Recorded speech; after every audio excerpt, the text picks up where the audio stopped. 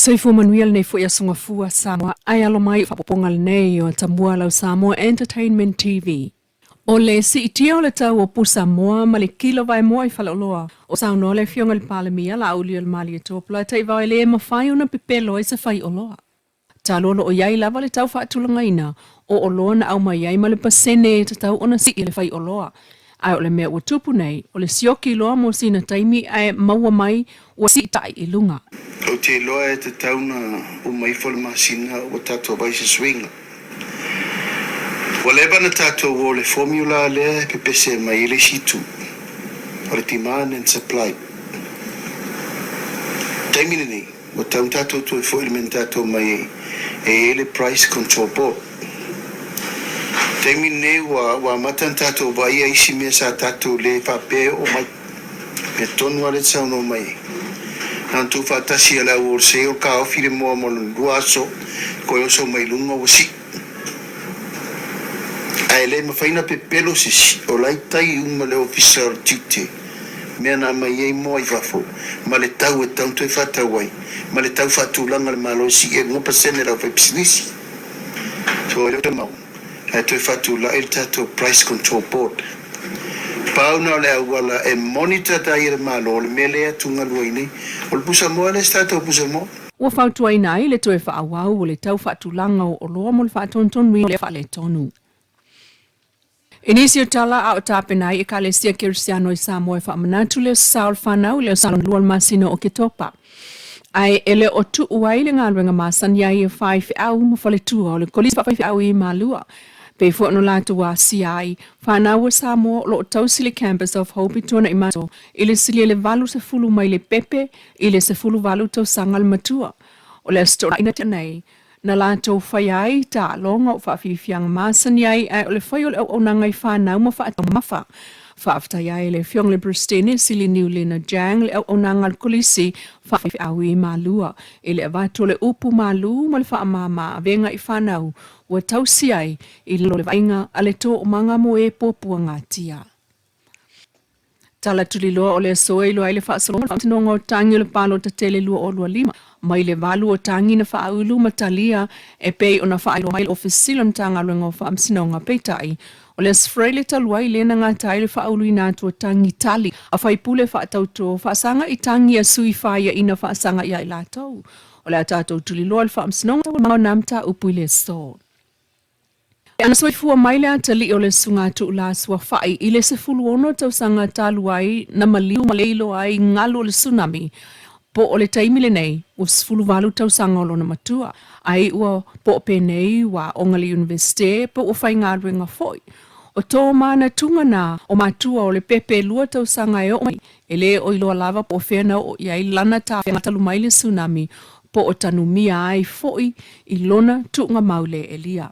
O le tae ona le lale na whai ai le lotu whaamanatu o le fiu anga o Salea Panga. Le kalesia whaapotonga Kirisiano Samoa e talo sia mamana tu ai so i fua mau ona o le tsunami. I tala whaamamai a le grandmother ia amia so whai sa iailu na manatu e le tuev ai ilana whanau peitai. O le to'atolu na mali liu, maua le to'alua e le ilo le tasi e mana tua pea lava pea. Pena fo i le asole nei. Wana o le mana ona o mamo o mo o mai mau. Peta i olona mana tua o lea tae au whaapea ia wa umale lalolai. Ma ai fo i wa malili umalona a inga ma le lato nu. E mawane ia e pei lava o le tele o tangata o le lato nu. O le laki lava o le tangata e maua i le lava i le tino sa i tulou. O le tala fo i le nalta mai atu la tuwhai. O lona manatu o lea istona a inga e whaaftai i le alofa o le atua. Ya, ngau mai ako au saure ngā lukai alai ku mai whafolisi o kari re sau kuri mai a. Kangi fo ia male, pe al pasingo al polo la kapivo le ko ngia ku e pingi lo maku o ngano. Ele o le lo ya una ua ye po fio ya. A o ya le o ngofo ko maku fali. Ya, o kere ro si me ko uloa o ya ku ngai ngo o si lo ni. O male per fale le o le ro po le alme ngare ko o. E mana tua pea e tula, anga mawinga o tangata le nā vai taimi. I le lapi sinisi o le mata angana iai, le ta alo beach palace. Sa pei o sa nofuanga e ngatu atu iai ta maloloa ma lato pa anga. Ai o ta mai tai. i le umane o se tāwhaonga i le pō mau atu i lo lātou whaaitu o le motu. Sa pei o se nofuanga e mapu atu iai e le ngata o a inga ma tāwhaonga. Ai o tangata fo i longo fiela tamama teine o atu whaapo uliuli e malamane le taia o le inisi whaleo. Ai o tina whainga tāna o iai le nawa i taimi se fulu ono tau sanga taluai e o mailo i le asole nei e toe fo i mai lava.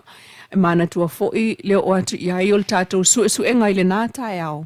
I le fio anga o pōta si whale alili le lau pae o so se tu ai ngō ia.